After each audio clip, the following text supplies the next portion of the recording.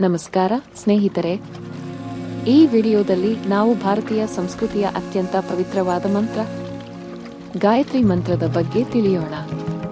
ಮುಂದಿನ ವಿಡಿಯೋದಲ್ಲಿ ನಾವು ಗಾಯತ್ರಿ ಮಂತ್ರ ಹೇಳುವ ಮೊದಲು ಅನುಸರಿಸಬೇಕಾದ ನಿಯಮಗಳನ್ನು ತಿಳಿಯೋಣ. ಗಾಯತ್ರಿ ಮಂತ್ರವು ಋಗ್ವೇದದಲ್ಲಿ ಉಲ್ಲೇಖವಾಗಿರುವ ಪ್ರಾಚೀನವಾದ ಮಂತ್ರವಾಗಿದೆ.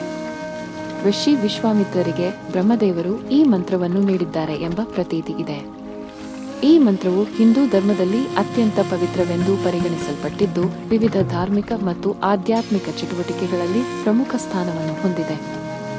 ಗಾಯತ್ರಿ ಮಂತ್ರವನ್ನು ವೇದಗಳ ತಾಯಿ ಎಂದು ಕರೆಯಲಾಗುತ್ತದೆ.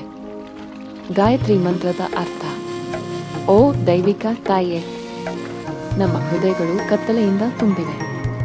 ದಯವಿಟ್ಟು ಈ ಕತ್ತಲೆಯನ್ನು ನಮ್ಮಿಂದ ದೂರ ಮಾಡಿ ಮತ್ತು ನಮ್ಮೊಳಗೆ ಪ್ರಕಾಶವನ್ನು ಉತ್ತೇಜಿಸು.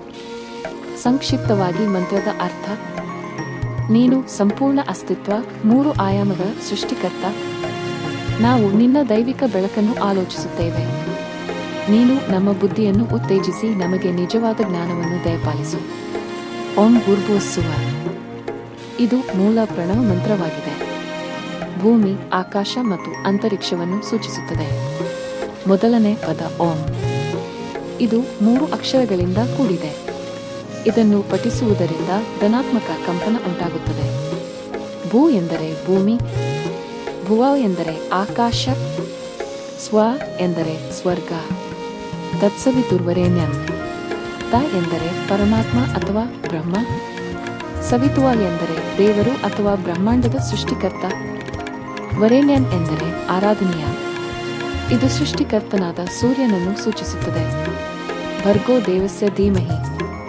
ಭರ್ಗೋ ಎಂದರೆ ಅಜ್ಞಾನ ಮತ್ತು ಪಾಪವನ್ನು ಹೋಗಲಾಡಿಸುವವನು. ದೇವಸ್ಯ ಎಂದರೆ ಜ್ಞಾನದ ದೇವರ ರೂಪ. ಧೀಮಹಿ ಎಂದರೆ ನಾವು ಬುದ್ಧಿ ಮತ್ತು ಬುದ್ಧಿವಂತಿಕೆಯನ್ನು ಧ್ಯಾನಿಸುತ್ತೇವೆ.